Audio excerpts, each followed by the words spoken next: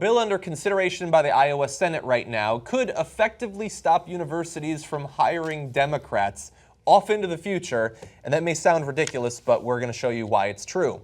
The legislation proposes that a person shall not be hired as a professor or instructor member of the faculty at such an institution if the person's political party affiliation on the date of hire would cause the percentage of faculty belonging to one political party to exceed by 10% the percentage of faculty belonging to the other political party.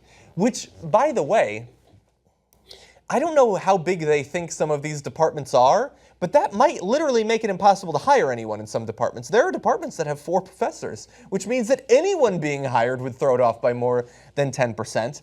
In addition, the Secretary of State's office would be directed to provide voter registration lists to the colleges so that new job applicants' party affiliation could be checked before the hiring process gets underway. Graciously, Chelgren, who is the Republican who's putting this forward, allows for people registered as no party to slip through the process without facing the litmus test. I got an idea. They're requiring them to lie. How about this?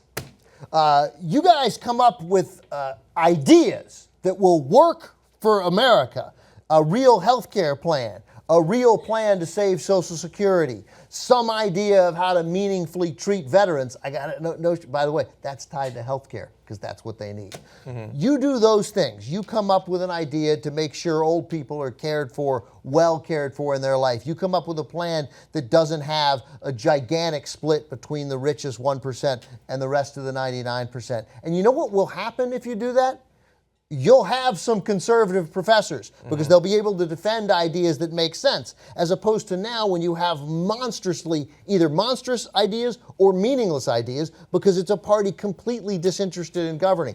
And science. And if somebody were here, academia. right, this is not a defense of the Democrats, but man, is it an indictment of the Republicans. Yeah. And the notion that you can legislate this, well, I got news for you. First of all, you won't get the best Iowa students will leave the state. Yeah. I guarantee it. They will leave the state, and we should all help them go for their own good.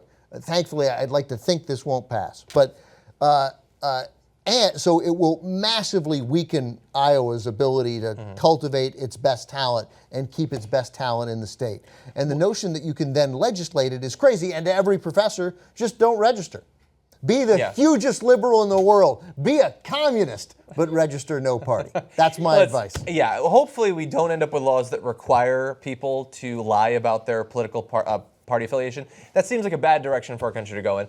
Look, if they can pass this for professors, why can't they pass it for bartenders? Why can't they pass it for anything? Any job that relates to bartenders got to be regulated by the state, right? You got to, you're selling liquor. It is. So bartenders there. How about, you know what? Bouncers.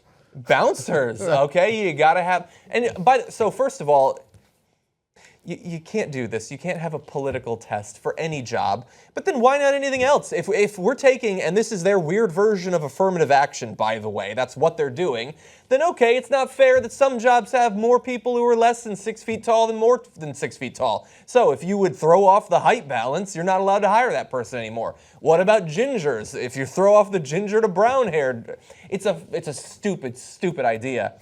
But also, and the thing that's... You say some funny stuff. I just would have said red hair, but you said gingers. I think ginger's funnier. Yeah, it is funny. Anyway, so here you have them saying, how dare professors be more likely to be libs than conservatives. You had Bill O'Reilly in the other story saying, how dare the media be more likely to be libs than conservatives. Here is the problem. Here is why we have this situation. The problem isn't libs. The problem is you. The problem is conservatives.